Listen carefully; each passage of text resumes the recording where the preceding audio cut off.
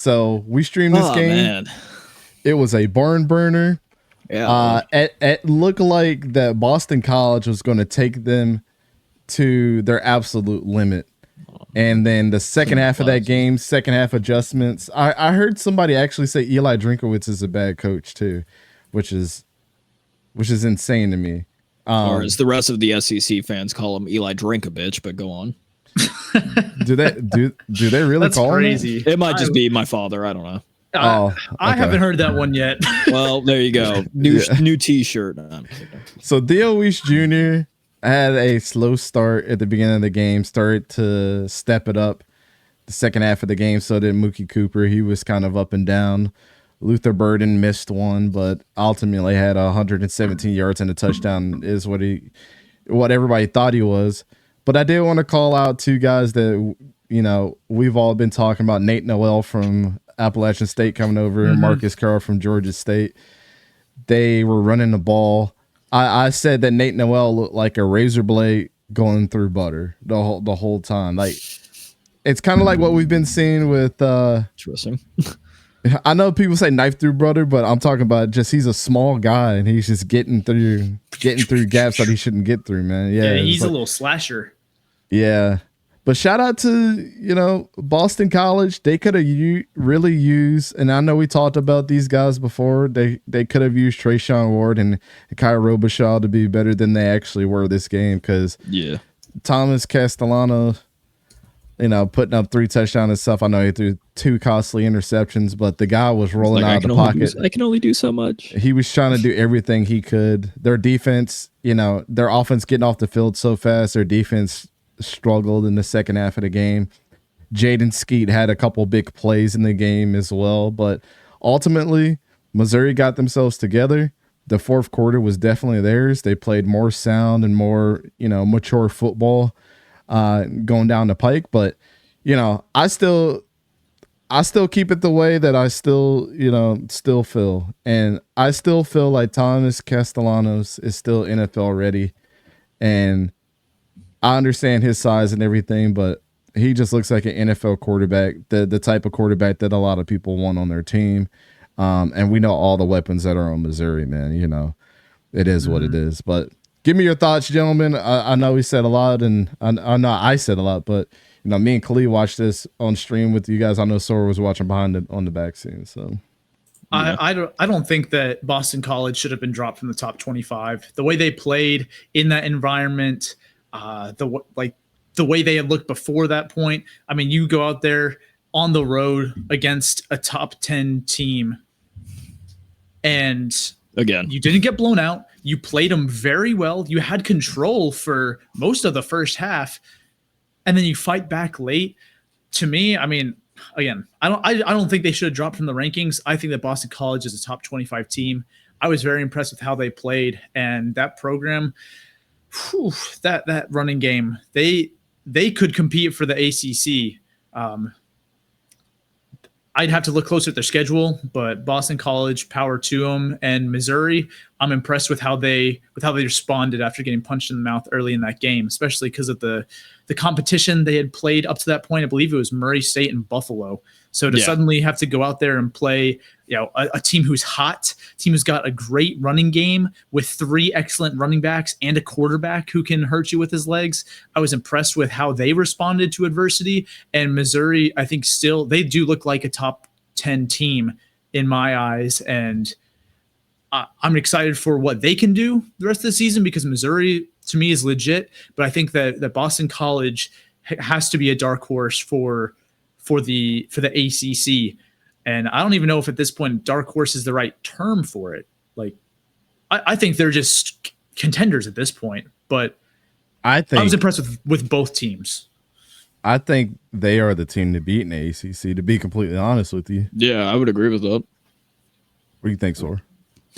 Well, obviously it was a great game. I had to watch it back a little bit because I was dealing with stuff, but I mean, it was a great game. Boston College was able to get up 14-6 pretty quick. And then after that, kind of towards halftime, it just started to trickle down, especially with the 56-yarder at the end of the half by Blake Craig for Missouri. So, kind of all momentum sort of shifted there. But I've talked about before on like the previous shows, Boston College's bread and butter was the run game. And they only had 49 total rushing yards. So, you know, the running backs that we were hoping for to show up, you know, I always butcher this dude's last name, but, you know, you had War, 𝗕𝘂𝘀𝗶𝗏𝘀, Castellanos kind of got in there, but Trayshawn Ward only had Ward and 𝗕𝘂𝘀𝗀 only had 6 carries total. And Castellanos, granted, you know, the sacks still count for rushing yards, but between your running backs combined went for 12 carries and 30 yards. And we'll even throw in Turbo Richard there, who had the 1 rush for 3 yards. So between your 13 running backs, or sorry, between your 3 running backs, you had 13 carries and 33 yards. Yep. So it pretty much was the Castellanos game. And, you know, so yes, he had 3 touchdowns, but he had 2 interceptions. But for the number 9 ranked team in rushing, granted, it's only been 2 weeks, but still, you got to want more than 49 yards, especially only 33 between your 3-headed running back monster. Yeah. Which, granted, I mean, even again, later throughout the 4th quarter, they were almost making a comeback. If they were able to get that 3rd down stop, they would have had time to get the ball, and who knows what could have happened. But, you know, I agree. I think Boston College either will be the 2nd team in the ACC or they'll be the 1st team, depending on what Miami does. I think really Miami's their only threat to losing first. Maybe Georgia Tech. We'll see what they do. But so far, I think it's a 3-man race for the ACC between Miami, Georgia Tech, and Boston College. And you know that they can do it because they were competitive with number 6 Missouri at home, and they beat, at the time, number 10 Florida State at home. And even though Florida State's not doing so hot right now, you look at what they did against Missouri, who is legit, and they still put up a fight. You can't deny that this is a good Boston College team and that their wins have not been flukes. So even in a loss they've shown against a tough SEC team, they're still legit. So any excuses of like, oh, well, Florida State's just bad, it's 0-3, gets tossed out the window right now. Even in this loss, you see that Boston College is a threat. And, you know, same with Missouri. At this rate, I think it's going to be Texas, Missouri for the SEC championship right now. Missouri could go especially because Missouri right now, it's a 4-man race. It's between Missouri, Texas, Georgia, Alabama. Georgia and Alabama will play in 2 weeks. Georgia's going to play Texas right now. We look at Missouri, they play Alabama, and if Alabama wins that, and if Georgia loses either Texas or Alabama, then it's Texas, Missouri, because it's Missouri's rest of schedule is Vanderbilt, A&M, UMass, Auburn, Alabama, Oklahoma, which is at Missouri, South Carolina, Mississippi State, and Arkansas. So really your toughest SEC opponent is Alabama, maybe Oklahoma, depending on what they look like by that late in the year. So yeah, Oklahoma would have to improve on a lot. Right now, it just looks like it's really a 2-man race. Again, you could say 4 with Alabama and Georgia. You can even argue 3 with how Georgia looked against Kentucky. So you could say it's between Texas, Mizzou, and Alabama right now. Yep. But yeah, these are 2 legit teams for each of their conference that will probably be in their respected conference championship games. Yeah, because I think Missouri, if you're reading off the rest of their conference, Vanderbilt, Texas A&M, Massachusetts, Auburn, I think they run through all of them. Then they get to Alabama. I don't know. And Alabama's going to be tricky because it is at Alabama. Yep. And then you got Oklahoma. We'll really see what their true colors are this weekend when they play Tennessee. South Carolina, we kind of know what they look like, but can Lenora Sellers stay healthy the whole time? Because obviously they look like a different team. And this is no darts being thrown at Robbie Ashford, but it just Lenora Sellers is a better thrower of the ball, which makes the difference in that whole situation. Which even now, I know he's playing, but he's been banged up all year pretty much. Yeah, and then Even though he's playing, he's still not 100%. Mississippi State might be the worst team, one of the worst ones. They might be worse than Vanderbilt at this point. And yet they're still going to get a win next week. We're on the same wavelength. That's crazy. They're still going to get a win. That's what's insane. And then Arkansas, you know, may this be Pittman's last year. Let's see how they're going to rock out the rest of the year too. So, I mean, the second half of their schedule is obviously harder. I mean, if you wanted to throw a dark horse team that might get a win over Missouri, it might be Auburn, depending on what this quarterback change looks like the rest of the year. Who knows? Or A&M if they roll with Marcel Reed. That is also true. I don't see how you can go back to Wigman. Granted, yes, it was against Florida, but still, I don't see how you can go back to Wigman. Oh, we'll talk about that soon. Don't you worry. All right. Right. Something tells me I know what one of his overreactions is. I mean, I would love to see this shakeout where I think Boston College, it's between Boston College, Virginia Tech, and Clemson for sure, in my eyes. And then depending on what NC State does. For number 2 or just for the ACC? For the ACC championship. I think those are I'm sorry. And then Miami too. I was about to say you don't believe in Miami, but that's okay, yeah. more so. I'm not a believer of Miami. God, the question gets asked, who's a better team, Alabama or Miami? I'm like, I think Alabama would still. Alabama. Yeah, I've heard smoke Miami. What?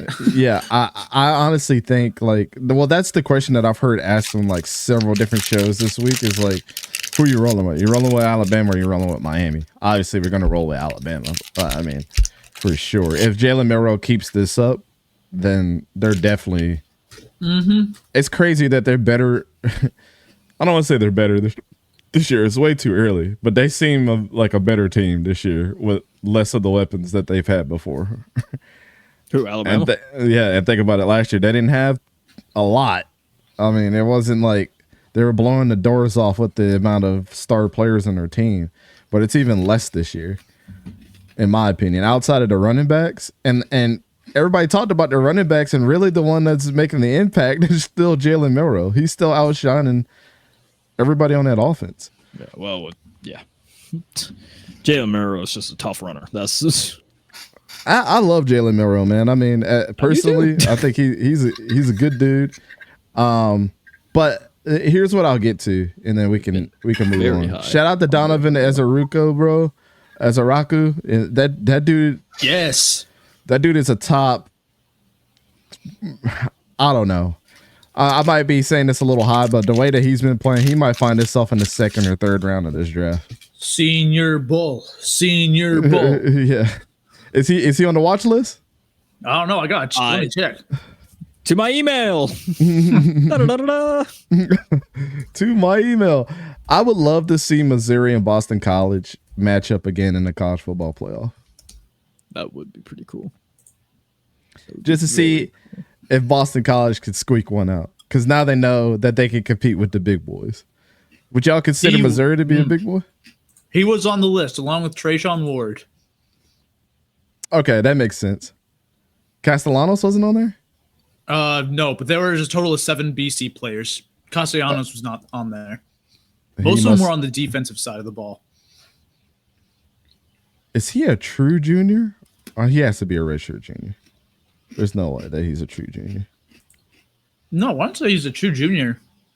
I think he spent a year at UCF and then... Yeah, that was in 2022. And then he came to BC.